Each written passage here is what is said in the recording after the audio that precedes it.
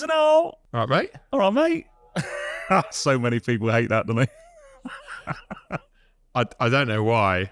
And I don't know where we've known each other for such a long time, and whenever we start a phone call, see each other, the first thing we go is ears and out, and it's just how we as mates talk to each other, and we consider you lot to be mates, so that's how we start the podcast. Yeah. Simple as that, really. Just deal with it. Yeah, really. Deal with it because it ain't going anywhere. All right.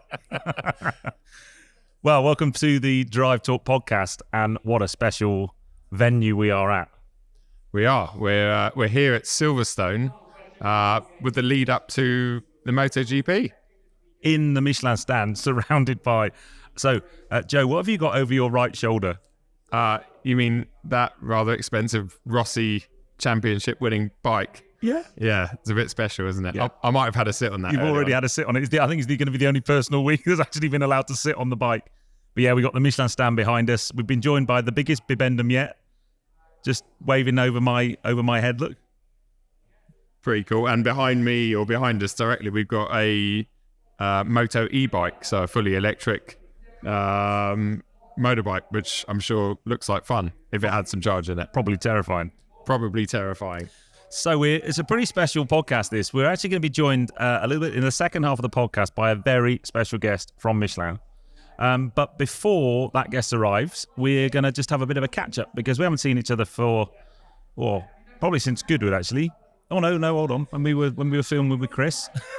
Yes. Time goes so by so quickly. Yeah. But there's so much happening. So we thought we'd do a bit of a catch-up. What we're driving currently at the moment. There's a few bits of car news we want to cover off. And we've got some very cool news about a thing that might be happening in a couple of weeks' time. Our first European podcast adventure. Absolutely. Can't wait. That's going to be wicked. Absolutely wicked. So, mate, we rocked up today at Silverstone, and I'm in my Hendy Group long-term, my Portaloo, my Defender 90 75th anniversary edition. I should say, by the way, this is a live event, and there's a very noisy stage just off camera. So if you can hear some noise in the background, hopefully we'll do some auditory magic for it, but that's what it is. We can't do anything about it. Anyway, back to what we're driving. So I'm in my 75th anniversary Defender 90, which I absolutely love. Have you ever had a long-termer that you didn't want to give back and have thought lots about buying? Not thought lots about buying because I usually can't afford most of them. But yeah, I've had that. Even the RS6 earlier this year, didn't want to give that back. And I have to say, I'm not the biggest JLR fan, but I have been lucky enough to sit next to you actually during Goodwood in that car, and it is a much nicer car than I thought. I can't believe I'm saying that on camera. And it's just so big. You don't realise how big it is until you're in it or driving it. Yeah. It's such a massive car, even the 90, which is the smallest. But yeah. Yeah, we got a roof box on it as well because we're going to Wales tomorrow on holiday. So we've got a packet full of stuff in the morning. So Yes. it's certainly very practical. But you've rocked up in a rather nice M2. Yeah, I've got the new G87, they call it, M2 in Toronto red, which is almost like an orangey red. It's very orange. It's not a red really at all. It's not. No, it is red when the light disappears, it starts to look a lot more red. But when the sun's on it or when it's quite bright outside, it looks very orange. And it's a manual, so I've got to be careful with that. You're going all right with that, are you? So far, 48 hours in, I haven't misshifted. But yeah, looking forward to running now. I've got that for 4 months. So Wow. And that might or might not be coming on our little Euro trip. Also a Euro trip, M2. Where can we go? Where can we take an M2 and another really special BMW? Where can we go in?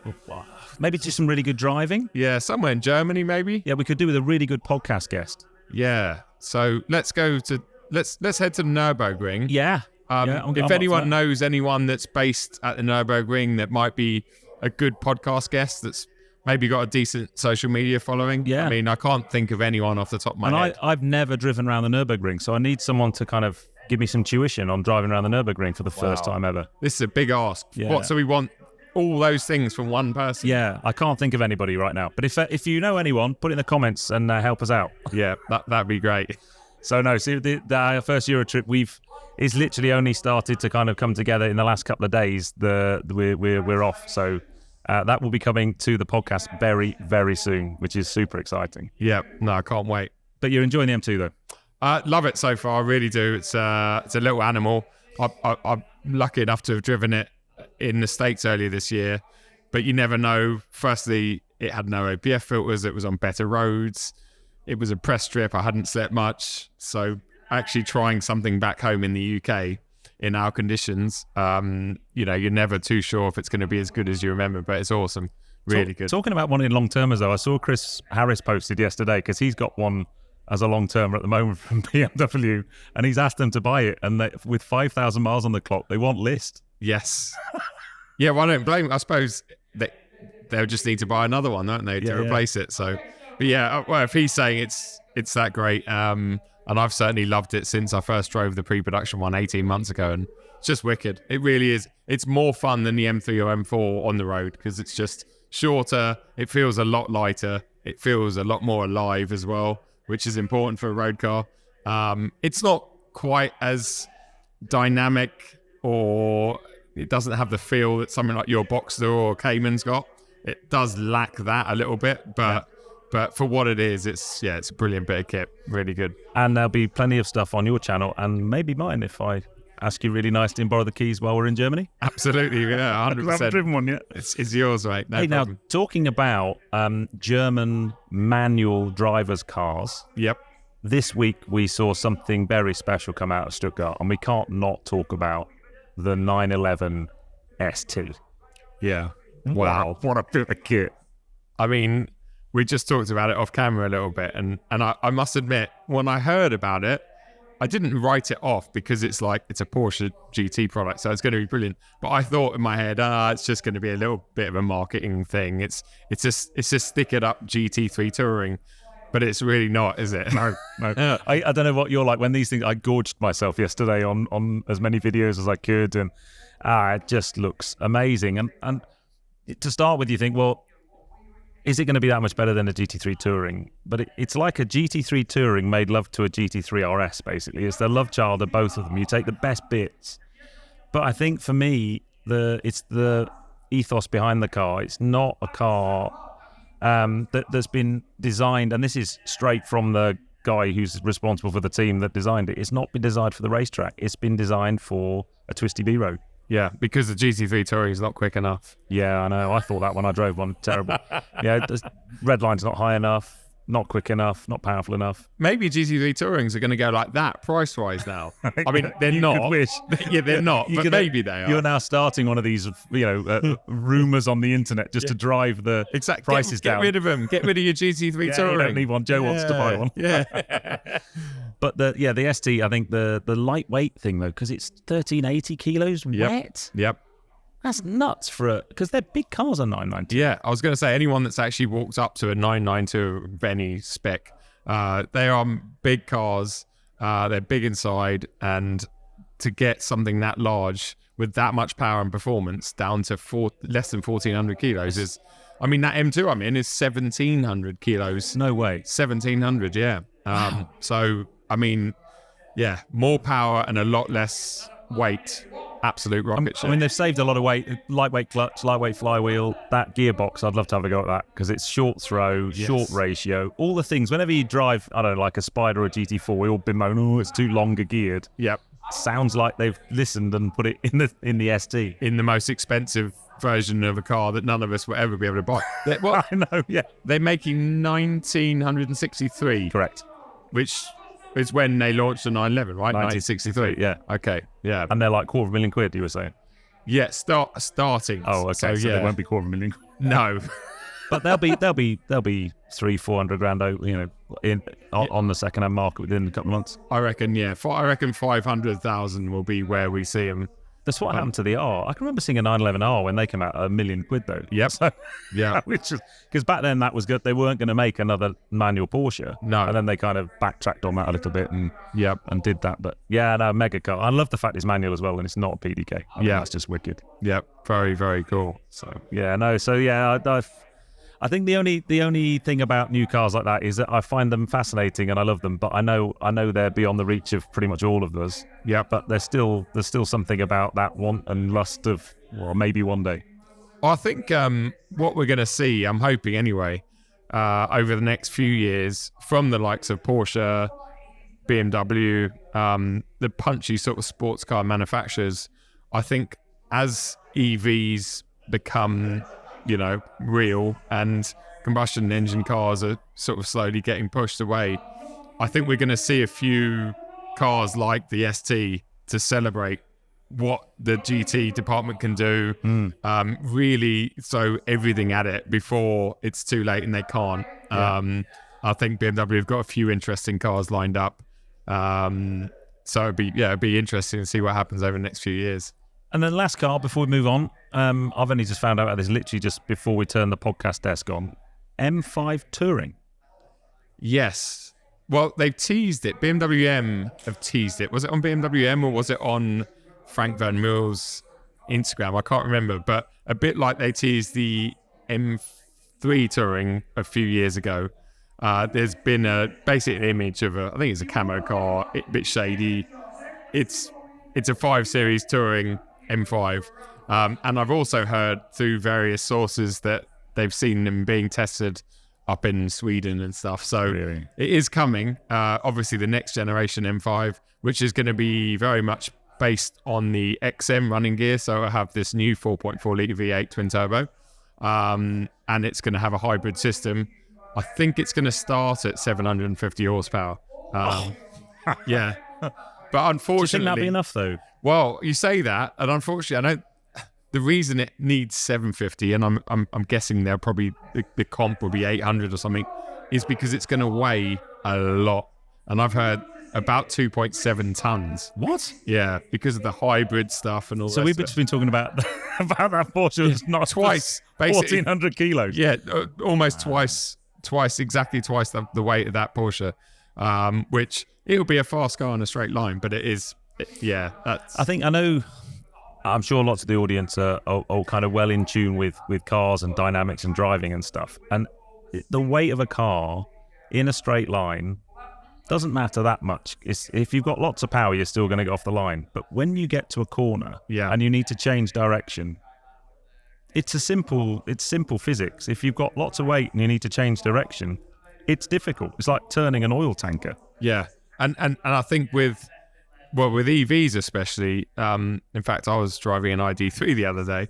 How do you feel about that? Sorry, mate? did I just say that loud? You okay? Do you want to talk about it? Oh, it was fine. I survived.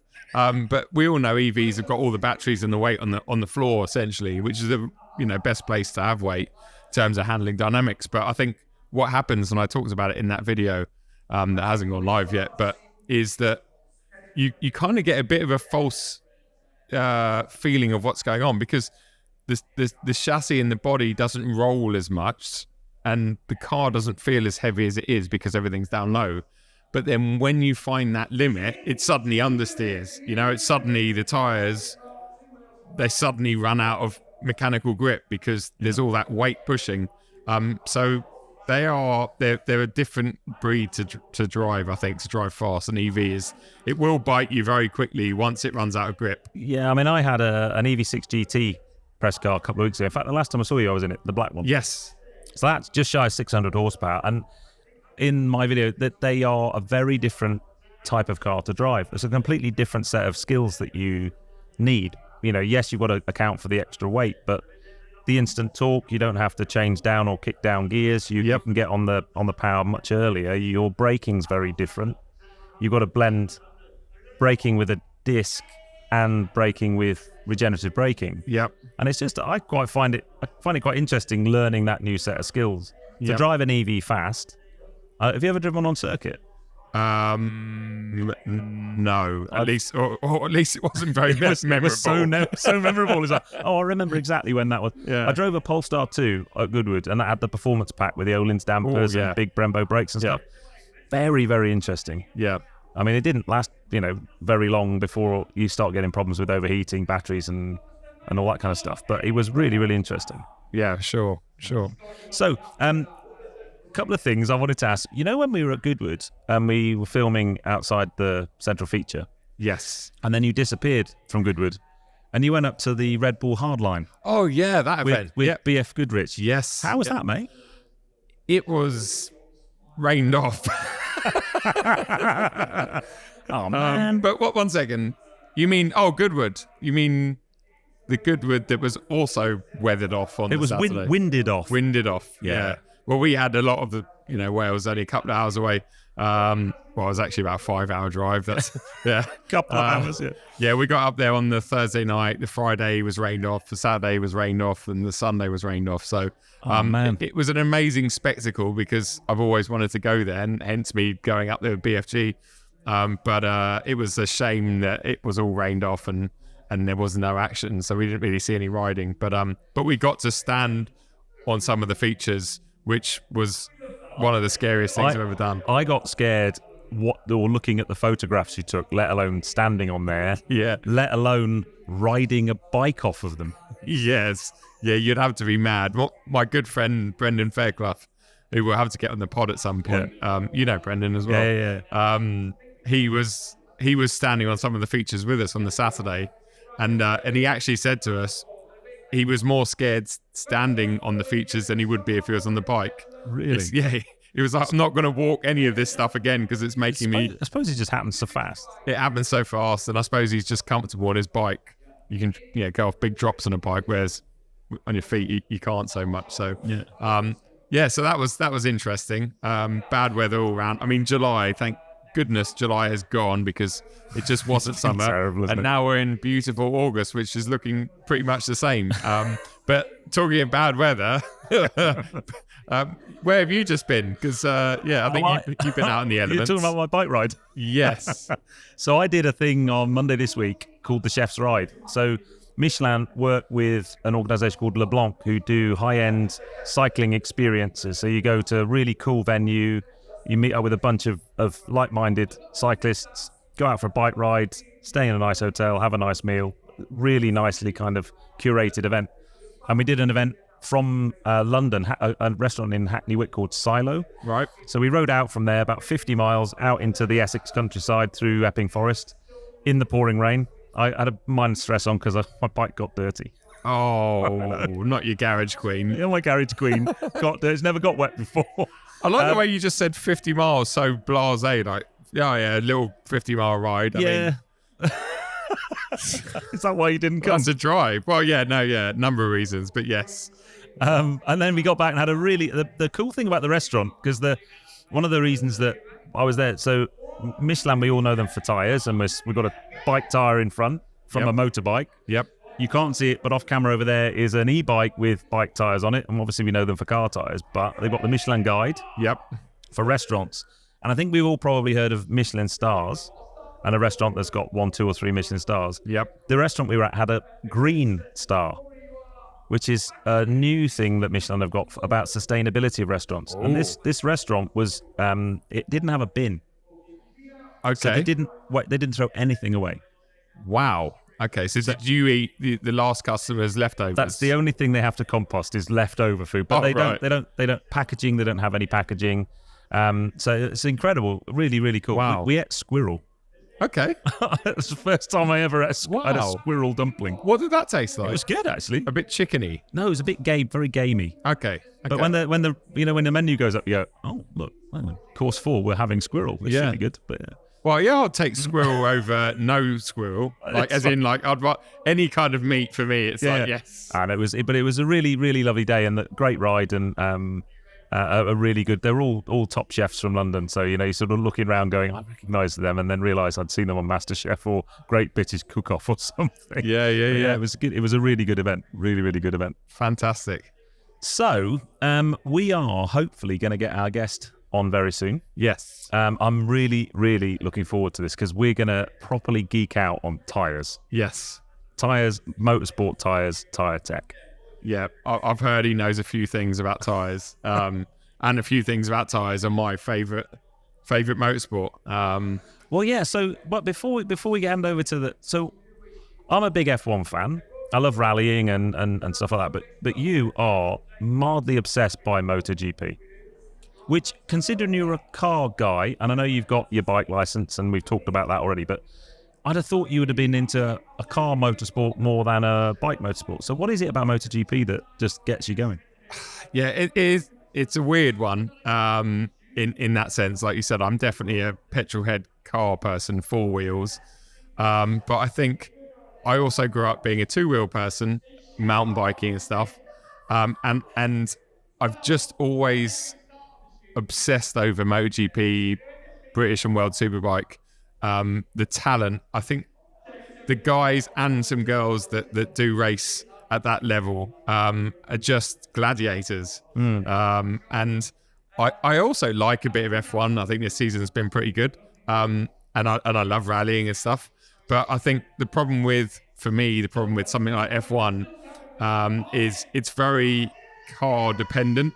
And that's not a problem. But I think the way the regulations have changed and they sort of drag on, and I know it's budget cuts and stuff these days, but you do end up with a team or 2 teams, 3 teams that are very dominant, and the slower teams literally have no sort of chance. Whereas MotoGP, especially today, they're so close, and you can have 3 different manufacturers on the podium pretty much every single round. I think they've had like 12 different winners this year already, and that's half the field.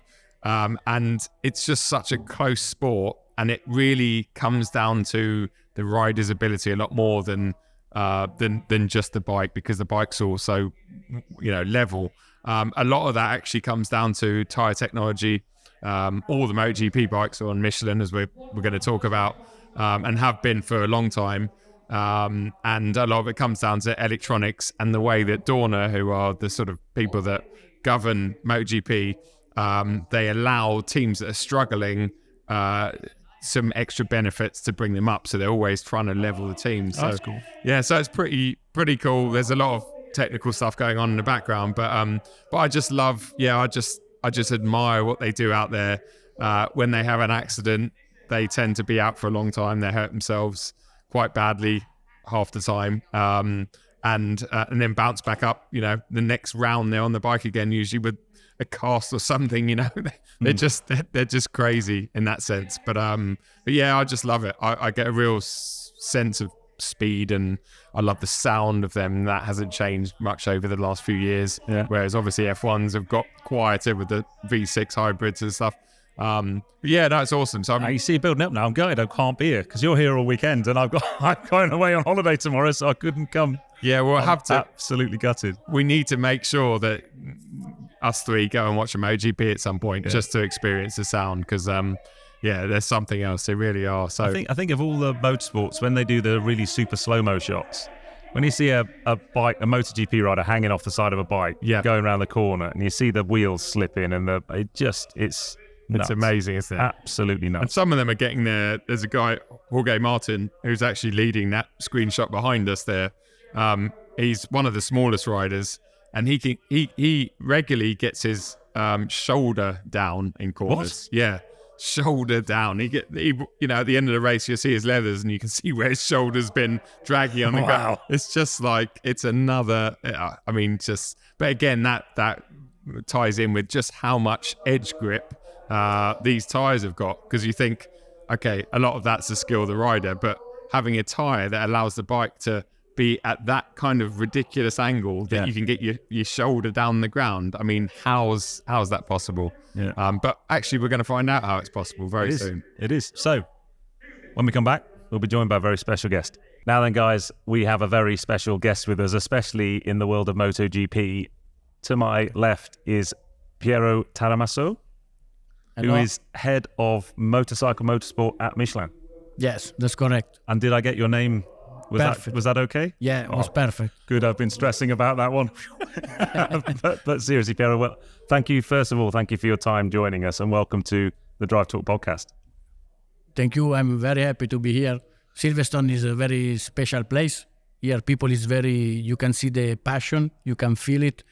Already, from the first day, you see kids, women, old guy, everybody likes here the racing. So I'm very happy to be here. It's a cool place. Now, we've got so much to talk about with me. We just, off camera, just met you for the first time, and I'm thinking, right, we've got to get all of this in, because there's so much. So I guess, can you just tell us a bit about your background? Because you worked for Michelin and in motorsport for a very long time. Do you want to just do a kind of rundown of where you started and all the things you've done in Michelin because it's fascinating. Yeah. So it's a long time I work for Michelin.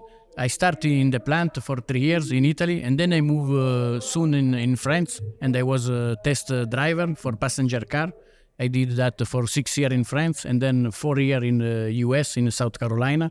So I was testing new tire, developing new tire for new cars for the prototype. But which manufacturers? You kind of underselling yourself there when you were in France. You were working with some pretty cool manufacturers. Yeah, I was working for the Italian one because when you do the test, you need to control the language very well because you have to exchange very small sensation. So the language is very important. I was working with Italian car makers like Alfa Romeo, Ferrari, Maserati, and that was very nice. It was not a job for me. That was just fun.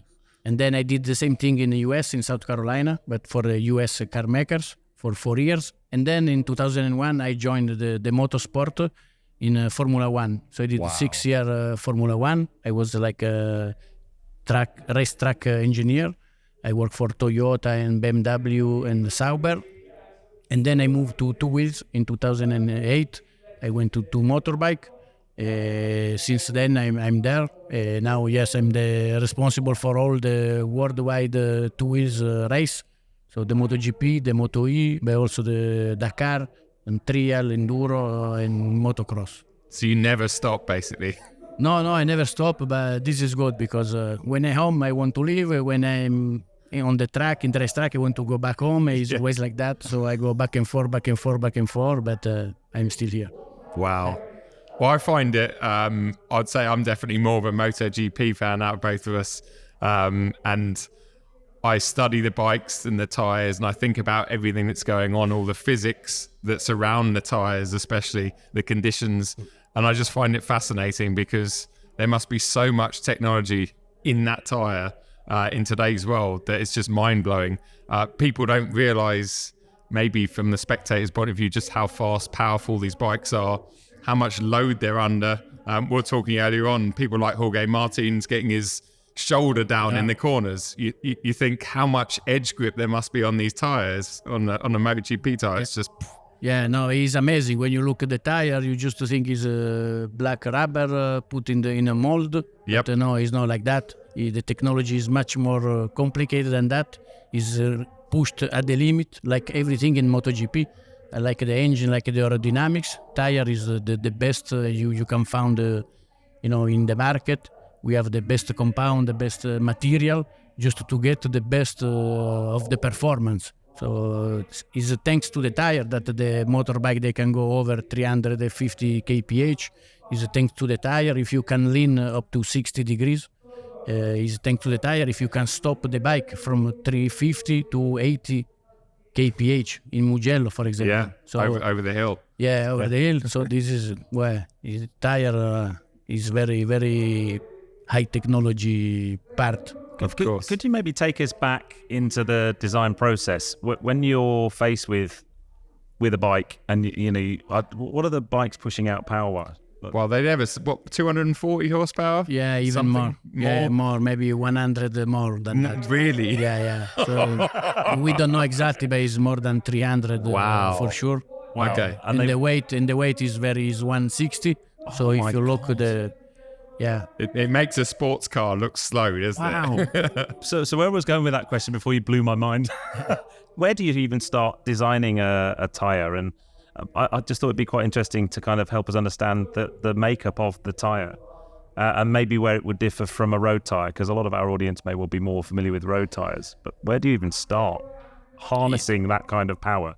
Yeah, MotoGP tire is very different compared to a road tire because the usage is very different. With this tire you have to go for shorter time. You have to go very quickly and you need to work in a special range of temperature. With the road tire, you need a very large temperature working range. Also, you need much more endurance, durability.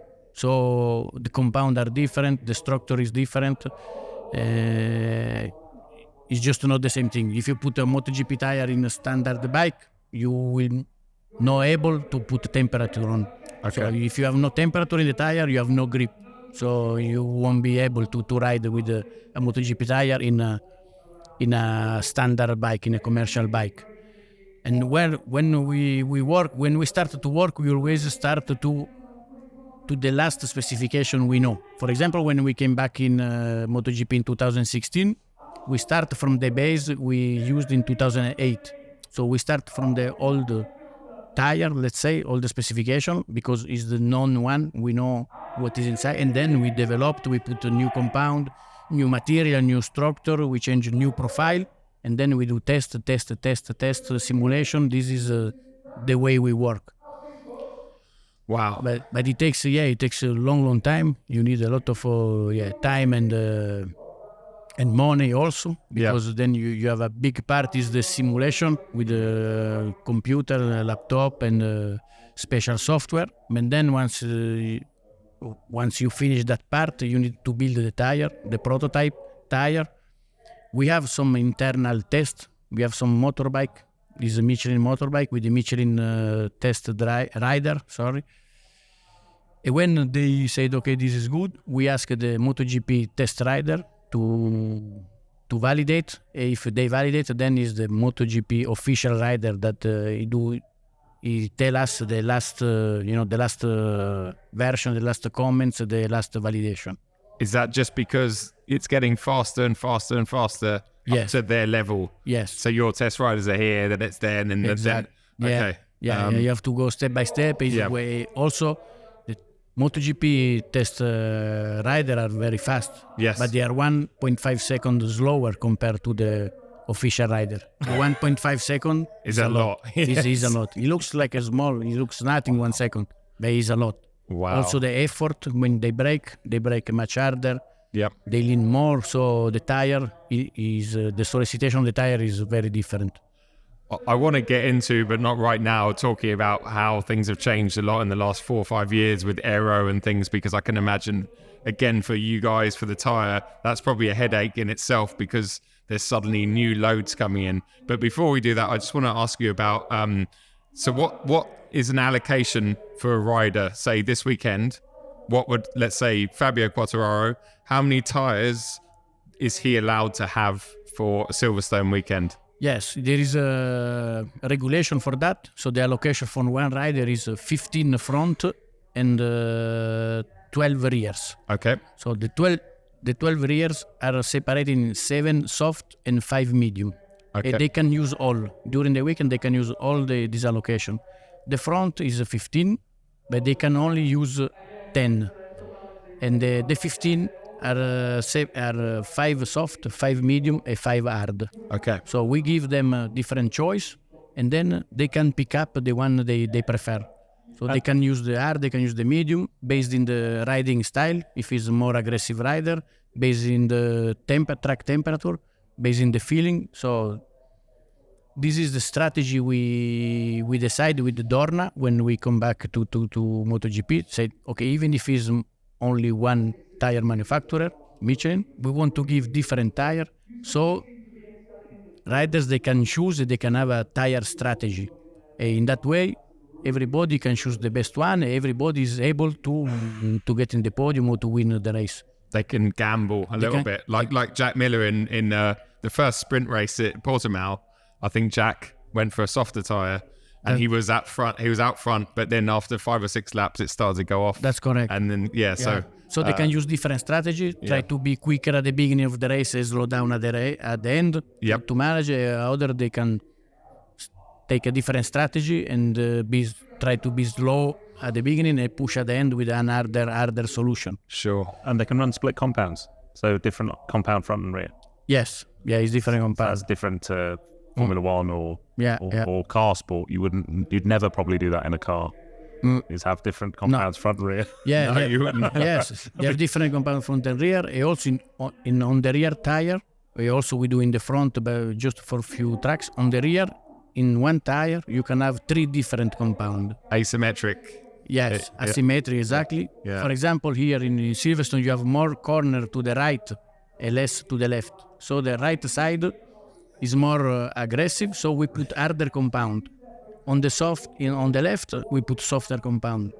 Wow. Basically, we say those tires for MotoGP are made sur mesure. You know, they are made Specific. for the racetrack. Wow.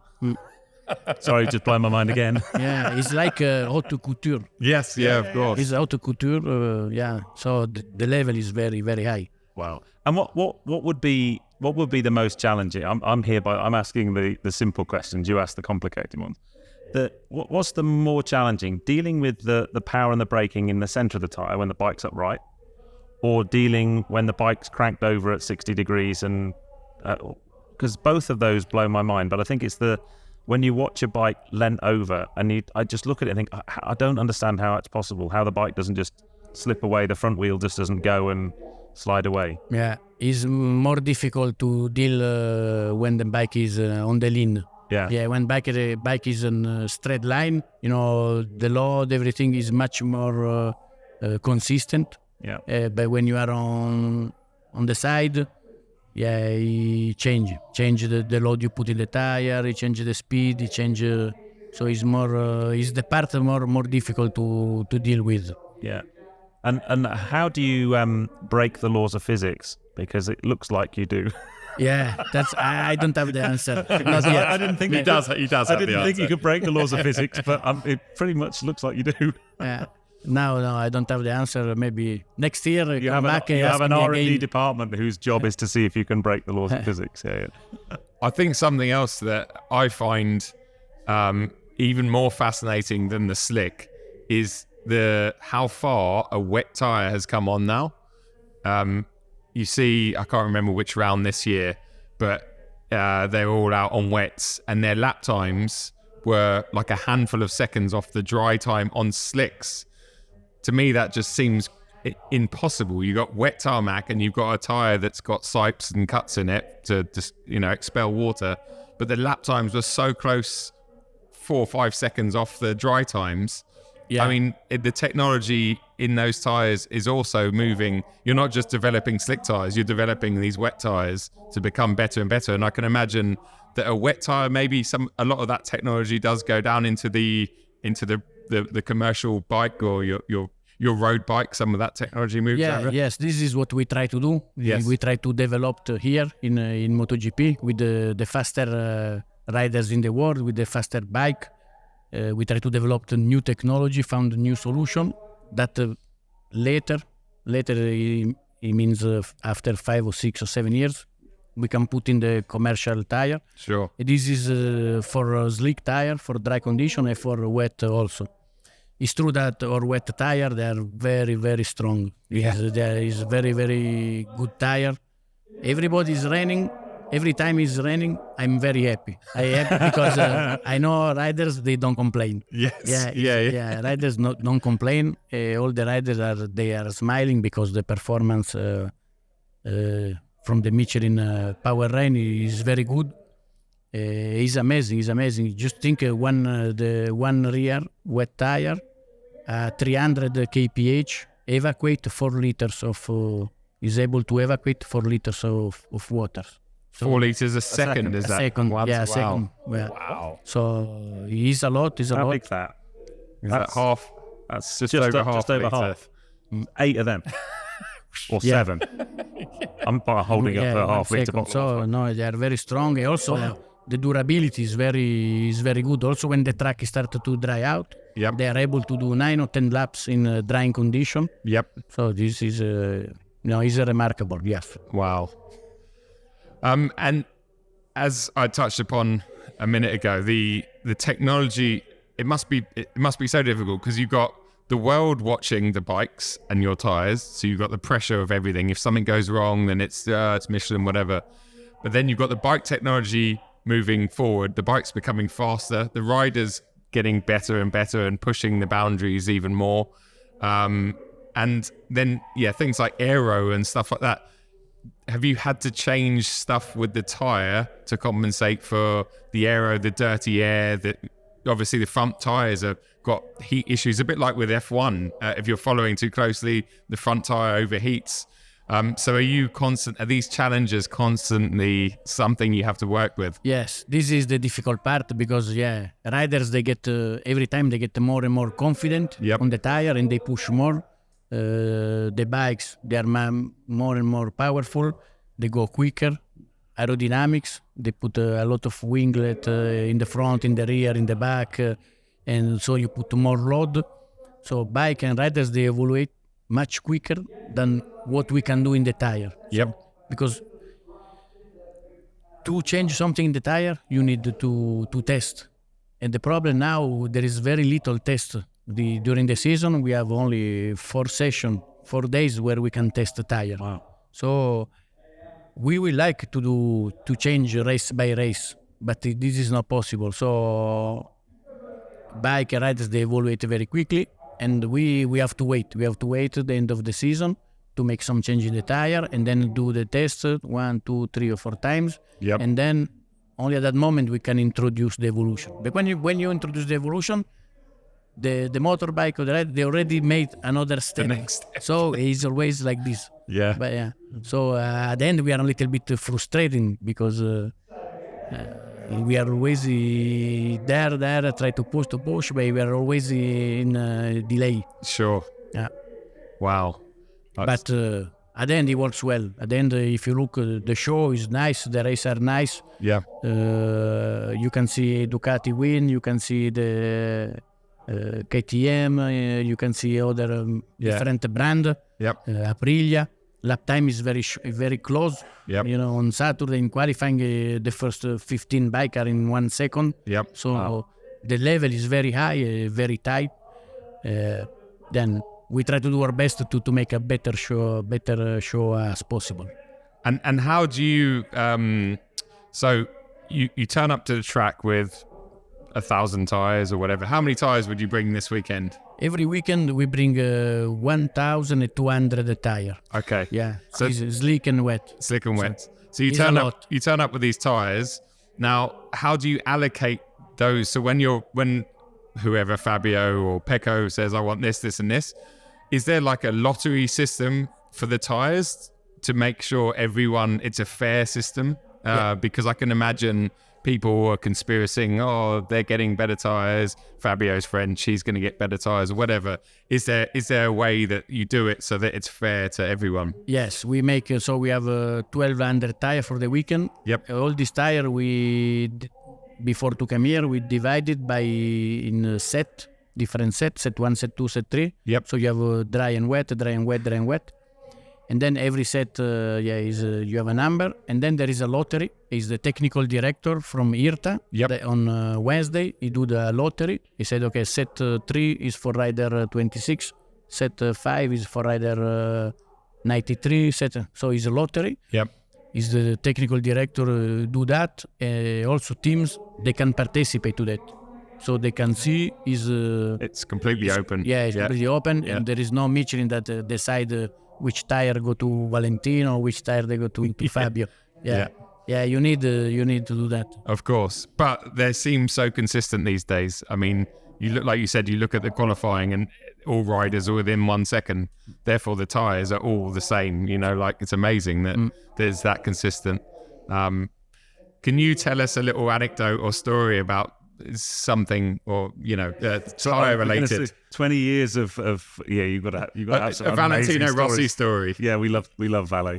Vale, he's a good guy. I have one story about Vale. It's a personal one, but he's very funny because that was in Japan, and Valentino was fighting for the World Championship, and he crashed. He crashed in Japan. Of course, this was during the race on Sunday. Of course, on Monday, big title in La Gazzetta dello Sport. Valentino lost the championship. Is a Michelin fault. Wow, in the first page. So in Italy, everybody, like in UK, everybody is very passionate about motorsport. Oh, no. My mom, he read the newspaper. He see, Valentino lost the championship, fault of Michelin tire. What she did, she took the phone, she called me. But I was in Australia because after Japan, we go to Australia. Phillip Island. Yeah. Phillip. So it was 3 a.m. She called me. I saw my phone. Mom, I said, oh, what happened? If she called me at 3 o'clock, say, Mom, what happened? My son, what you did? Say, what happened? Oh, Valentino, he lost the championship. It's your fault. They said it's a Michelin tire. I said, oh, Mom, no, I'm sleeping. Leave me alone. So I closed the phone.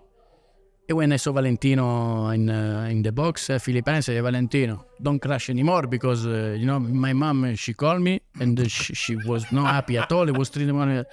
And Vale said, no, she's right. Call your mom. I want to talk with your mom. No. Yeah. And so he took the phone. He said, you are Piero's mom. Yeah, you did well to kick him because, tell him to give me the best tire.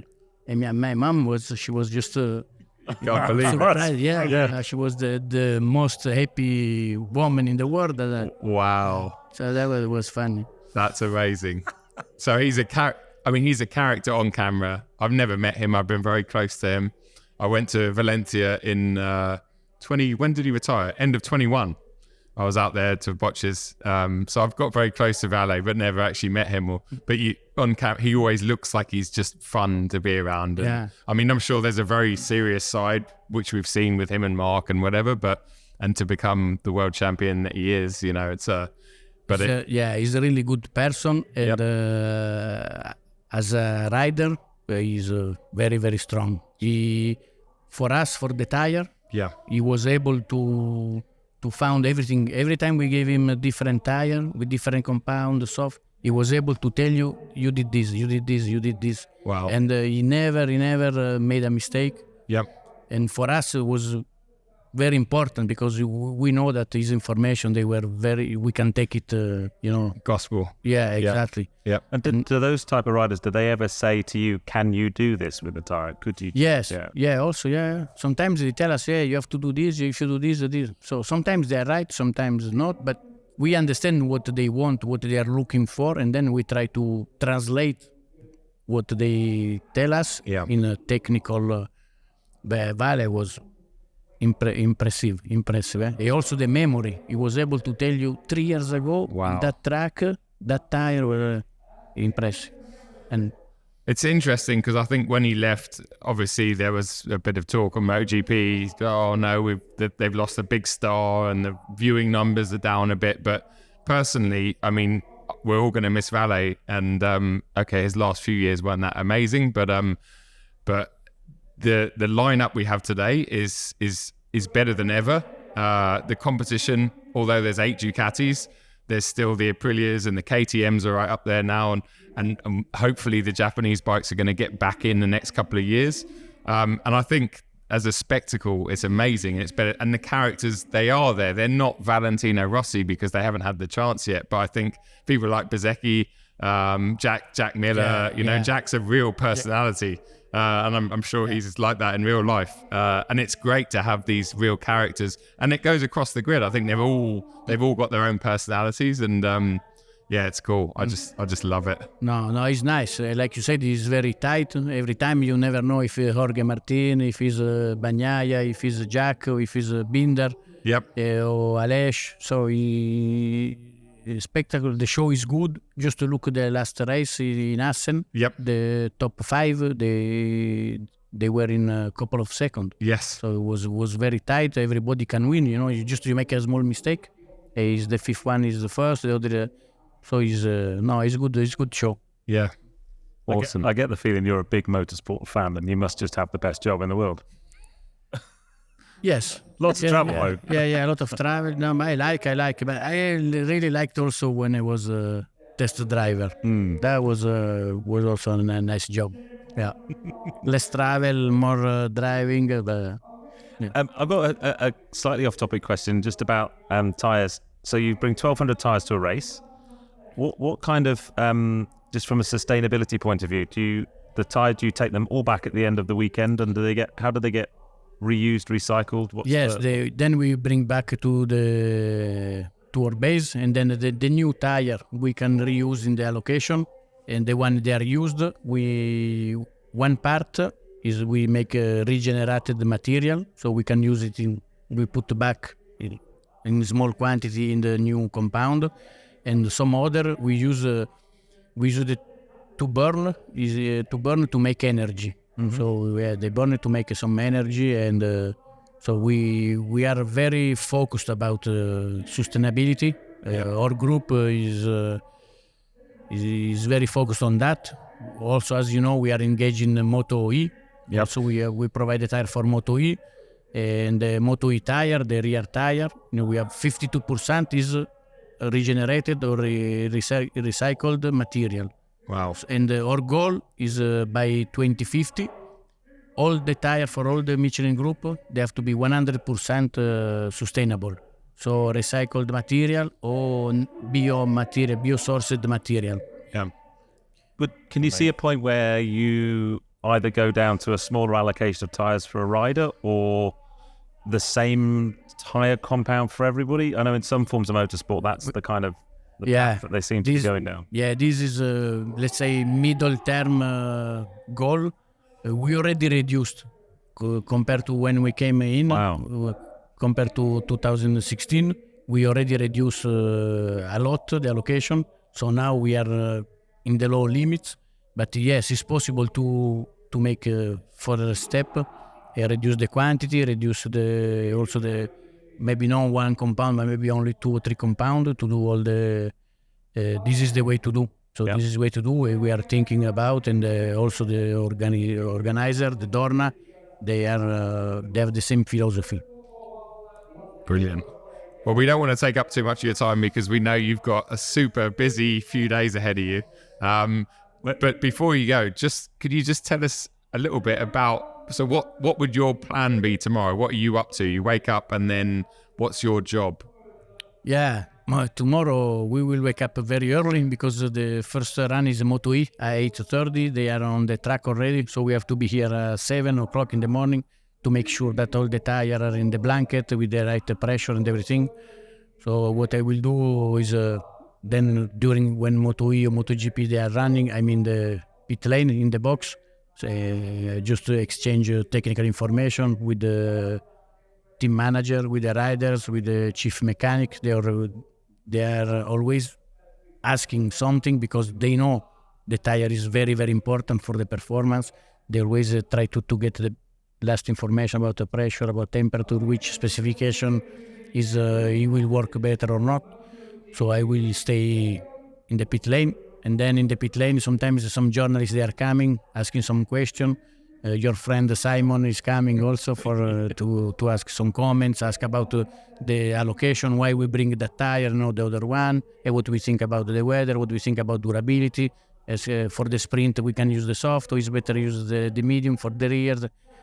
So I do that. After every session, then we do Michelin debriefing. So after every session, after P1, after P2, all the Michelin technician and the Michelin tire designer, and we have also a data analysis guy. We have also compound designer. So we met all in the Michelin hospitality. We have a big office, and we do debriefing about the session. So we have 6 technicians that they are in the box.